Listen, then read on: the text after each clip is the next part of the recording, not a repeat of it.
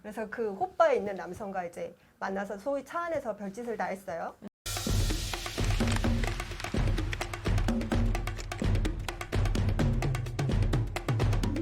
안녕하세요. 양서영 변호사의 상담소 양담소에 오신 걸 환영합니다. 오늘은 김선영 변호사님 모시고 상담 나눠보도록 하겠습니다. 네, 안녕하세요. 승인의 김선영 변호사입니다. 오늘 어떤 사연일까요? 예, 오늘은 그 블랙박스에 담긴 이제 남편의 외도 흔적에 관한 사연입니다. 아, 그래요? 네. 너무 충격적이었을 것 같은데 제가 그래요? 사연 한번 읽어볼게요. 결혼 4년 차, 결혼 초부터 남편의 외도로 힘든 시간을 보냈습니다. 결혼 3개월 후 우연히 남편의 카톡을 보았는데요. 그게 남편의 판도라 상자였어요. 몇 명의 여자와 결혼 전부터 연락 중이었고 저급한 내용이 가득한 카톡을 서로 낄낄거리며 주고받았습니다. 울고불고 남편에게 따졌는데 오히려 숨 막힌다, 질린다 라는 표현으로 제 자존감을 박살내더군요. 그래도 이혼이 두려웠습니다.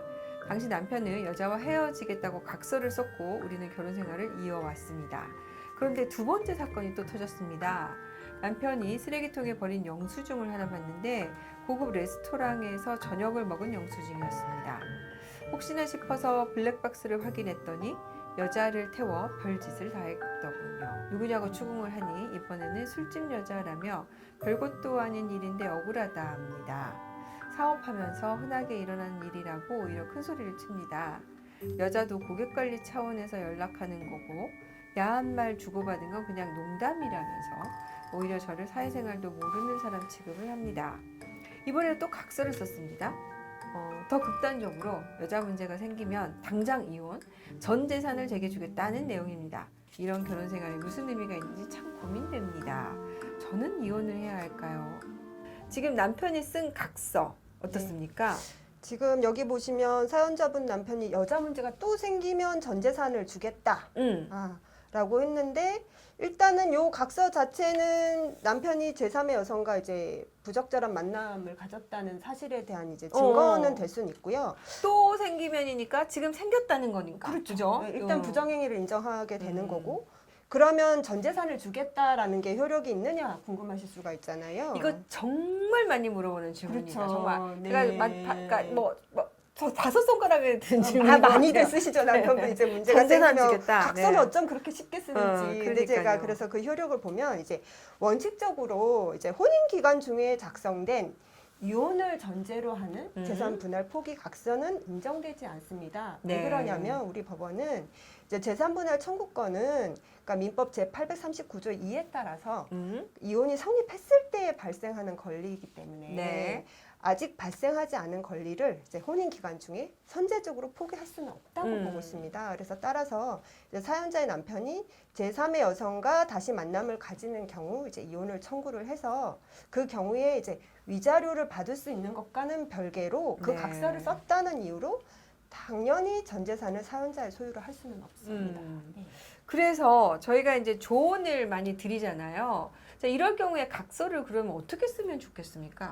네. 차라리 그 부정행위에 대해서 재산분할 포기 각서는 효력이 없으니까 부정행위가 또 있으면 그 부분에 대해서 금액을 좀 높여서 얼마를 주겠다라고 하시게 되면 그 부분은 약정이 또 효력이 있기 때문에 네. 예, 인정을 받으실 수도 있을 것 같습니다. 아, 그런데 이 사연에서 조금 화가 나는 부분이 네. 지금 뭐 사업상 간 술집이고 그렇죠. 고객 관리 차원에서 이런 일이 일어났다. 네. 제가 좀 극단적인 케이스로 바꿔서 말씀드려 보겠습니다. 이게 사업상 만났고, 뭐 술집 여성을 만났고라고 말씀하셨잖아요. 뭐 그러면 여자들도 요즘 사회생활을 하잖아요. 그러면 거래처 사장님이 여자분이었어요. 그래서 이제 호빠를 갔어요. 그래서 그 호빠에 있는 남성과 이제 만나서 소위 차 안에서 별짓을 다 했어요. 그러면 그걸 남편이 과연 부정행위가 아니라고 할까요? 그래서 역으로 역지사지. 아니 뭐 대단한 얘기를 하시는 줄 알았더니 당연한 얘기를 하시고 그러세요. 그래서 네. 그런 경우에 네. 이제 부정행위가 또 될 수 있다. 그래서 이 사안에도 보시면 이제 법원의 네. 경우 사례를 좀 보겠습니다.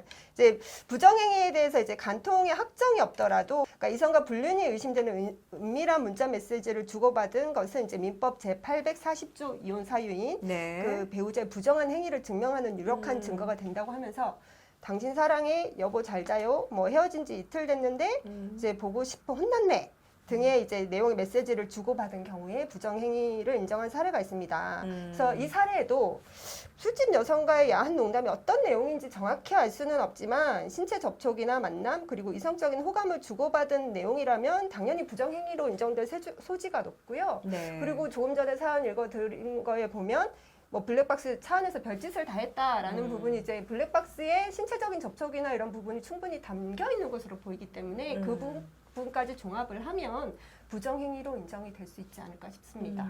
이 부정행위 같은 경우에는 사실은 배우자와의 신뢰관계가 훨씬 더 그렇죠. 네, 네. 그 무너지는 네. 행위이기 때문에 네. 사실 부정행위는 이게 지금 무슨 술집이든 고객관리 그렇죠. 차원이든 네. 뭐 이걸 떠나서 네. 그리고 그게 1회이든 2회이든 떠나서 그렇죠. 배우자가 이에 대해서 신뢰관계가 무너지고 상처를 그렇죠. 받는다면 이 부분은 부정행위에 해당할 수 있고 이혼 사유가 될 수 있다는 거 네. 좀 유의를 해봐야 될 네. 것 같습니다. 자, 사연자분이 이혼을 고민하고 있는데요. 어떤 점을 주의하면 좋겠습니까? 네, 남편이 여성과의 만남을 가진 것으로 이제 확인되는 블랙박스 그리고 야한 농담을 주고받은 메시지 등이 이제 부정행위의 증거가 될 수 있으니까 그 수집한 증거를 잘 보존할 필요가 있으시고요. 그리고 이게 그 부정행위를 원인으로 이혼을 하고자 하시는 경우에는 이제 통상적으로 부정행위를 안 날로부터 6개월 네. 그리고 그 부정행위가 있은 날로부터 2년이 지나면 부정행위 자체를 이유로 이혼을 청구하지는 못합니다. 그래서 또 이제 배우자의 부정행위를 이제 사전에 동의했다거나 이제 그런 경우는 거의 없겠지만 사후에 용서를 한 경우에는 이를 이유로 이혼을 청구하지 못하는 것이 원칙입니다. 그 부분을 참고하셔야 될 것 같습니다. 네. 네, 오늘 사연 조금 네. 뭐 하다 보니까 좀 화가 나는 사연이네요. 그렇습니다. 네. 네. 이혼을 좀 신중하게 생각하셔라라고 그렇죠. 조언을 하게 되는 네. 경우도 있고 네. 그냥 이혼을 하시는 것이 낫겠다라고 조언을 드리는 경우가 있는데 이 사연은 이 남성분이 변할이라고는 잘 기대가 안 되는 것 같아요. 부정행위가 한 번도 아니고 두 번이니까. 네. 그래서 마음 잘 다스리시고 앞으로 미래를 위해서 좋은 선택을 하셨으면 좋겠습니다. 오늘도 도움 되셨다면 좋아요, 구독 부탁드릴게요. 감사합니다.